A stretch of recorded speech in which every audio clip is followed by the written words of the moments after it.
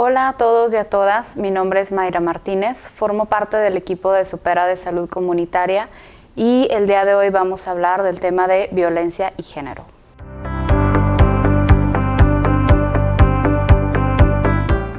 Debido a la situación de contingencia, el equipo de Supera ha desarrollado este taller de manera virtual dirigido a las mujeres en tema de violencia, género y familia. Este proyecto está siendo desarrollado gracias al apoyo de la Secretaría de Desarrollo Social Estatal, en donde hemos llevado a cabo un trabajo muy importante con alumnos y alumnas de las secundarias del municipio de García y Escobedo. El objetivo de esta sesión tiene que ver con el descubrir un poco los temas de género, qué es ser mujer, qué es la violencia familiar y de género y ver de qué manera afectan estas dos situaciones de manera individual y en la familia. Las metas de esta sesión tienen que ver con orientar a las personas en el tema de violencia familiar y de género, orientar en caso de alguna situación de riesgo y promover y mejorar la convivencia dentro de las familias. Para hablar del tema de violencia de género, tenemos que empezar por explicar la diferencia entre género y sexo. Cuando hablamos de sexo, tiene que ver con las características biológicas de una persona, es decir, los hombres y las mujeres. Cuando hablamos del tema de género, estamos hablando de situaciones o características en un contexto social, es decir, cuál es la diferencia entre una mujer mexicana y alguna mujer de algún otro país, por ejemplo, China. Una de las preguntas que realizamos dentro de este taller de violencia y género es ¿qué es ser mujer para cada una de nuestras participantes? Es una pregunta que comúnmente es muy difícil de contestar y una de las respuestas más comunes tiene que ver con ser mujer es igual a ser esposa, es igual a ser madre, es igual a ser sumisa, a ser obediente, a ser buena persona, a tener hijos. Entonces es muy complicado trabajar el tema de violencia de género cuando tenemos estas creencias tan arraigadas de ser mujer es igual a todas estas características. Una de las cosas más complicadas cuando hablamos o trabajamos este tipo de talleres con las mujeres es que nos cuesta trabajo el vernos como unas personas independientes a todo el sistema o todo el rol que tenemos asignados como mujeres. Cuando hablamos de la historia de cada una de las mujeres, tenemos también que retomar nuestros antecedentes familiares. Somos muy diferentes las mujeres actualmente a como lo fueron nuestras madres o nuestras abuelas. Entonces es importante recapitular cuánto hemos avanzado en estos temas. Uno de los principales motivos por los cuales se da esta diferencia o esta desigualdad entre hombres y mujeres tiene que ver con la socialización que se da dentro de las familias y dentro de un contexto histórico. Es decir, cuando nace un bebé dentro de una familia, se le asignan diferentes tareas o diferentes actividades o incluso privilegios, si es hombre, así es mujer.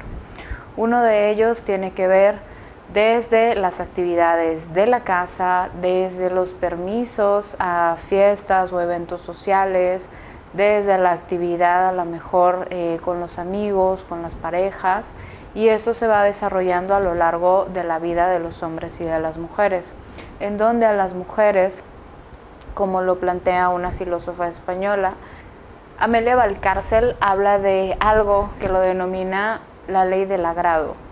La ley del agrado para las mujeres tiene que ver con siempre estar a disposición y al servicio de las demás personas. Y esto lo podemos poner en un ejemplo muy simple en nuestra sociedad mexicana, en donde hay alguna reunión, algún evento social y quienes están atendiendo regularmente a los invitados o a las invitadas es siempre una mujer. Entonces, esto tiene que ver con el servicio que regularmente se le asigna a las mujeres en este rol social. Parte de estas desigualdades entre hombres y mujeres se trasladan en una situación de violencia. La violencia es toda acción u omisión en donde se desencadena alguna situación de riesgo. Y esto tiene con el objetivo o la finalidad de dañar, someter y controlar a otra persona. Entonces, ¿qué tiene que ver estas dos situaciones de la violencia de género o los roles de género adquiridos con la violencia dentro de la familia?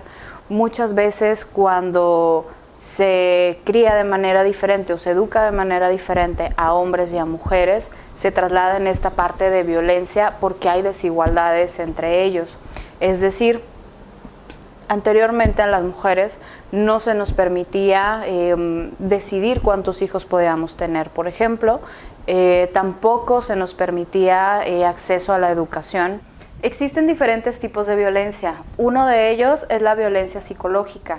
Cuando hablamos de violencia psicológica nos referimos a gritos, insultos, palabras hirientes. Entonces, esto lamentablemente es muy común cuando hablamos de violencia, principalmente dentro de la familia. Lo más grave de ello es que muchas veces se toma como algo normal o como parte de un juego dentro de la dinámica familiar. Otro de los tipos de violencia es la violencia física. Aquí puede ser de menor a mayor escala, desde golpes como pellizcos, patadas, cachetadas, hasta llegar a un tipo de violencia física donde puede poner en riesgo la vida de cualquier miembro de la familia, ya sea a través de lesiones con un cuchillo o incluso con armas de fuego o algún intento de homicidio. Otro de los tipos de violencia es la violencia sexual. Cuando hablamos de violencia sexual tiene que ver con cualquier tipo de abuso en donde una persona trata de someter a otra a realizar prácticas sexuales con las cuales no se siente a gusto. Lamentablemente, cuando hablamos de violencia de género, quienes somos más propensas a vivir este tipo de violencia somos las mujeres. Dentro de la dinámica familiar, las mujeres muchas veces ceden a violencia sexual, inclusive sin darse cuenta.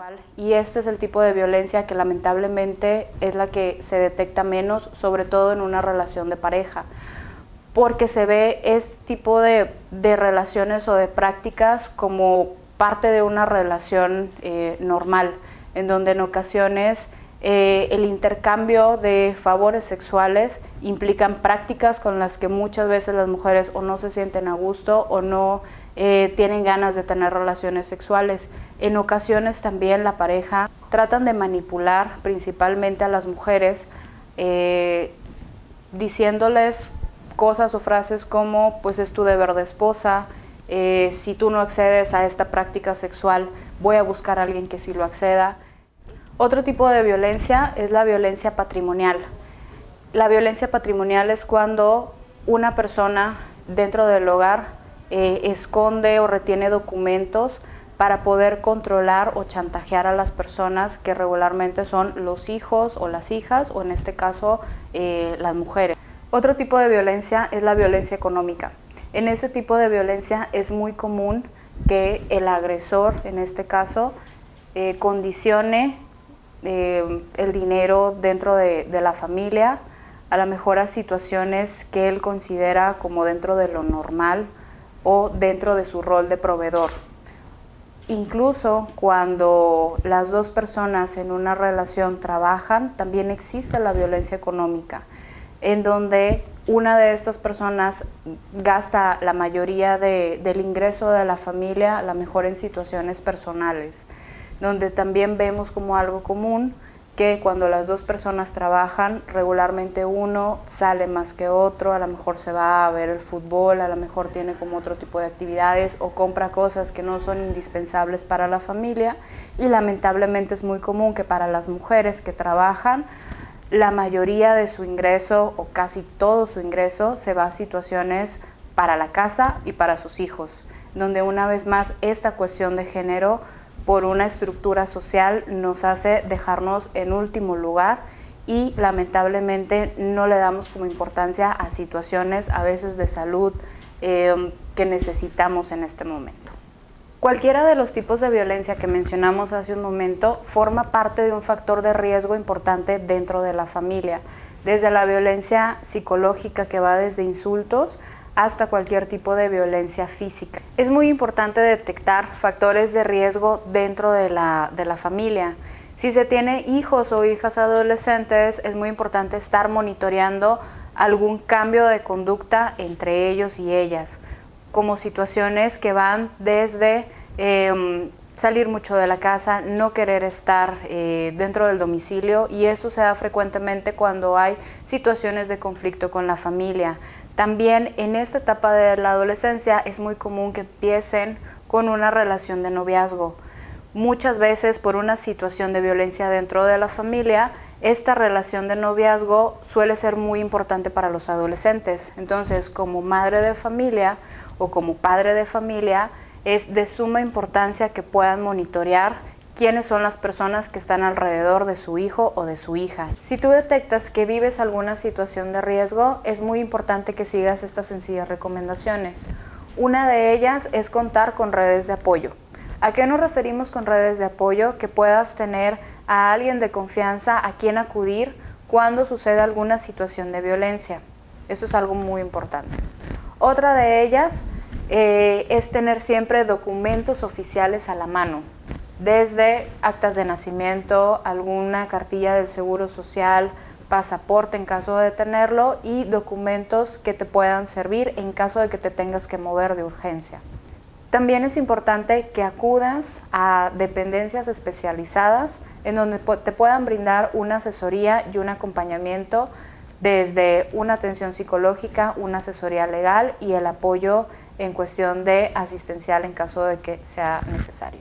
Muchas gracias por llegar al final del video. Vamos a continuar compartiendo contenido de valor, y cualquier duda o comentario nos pueden escribir.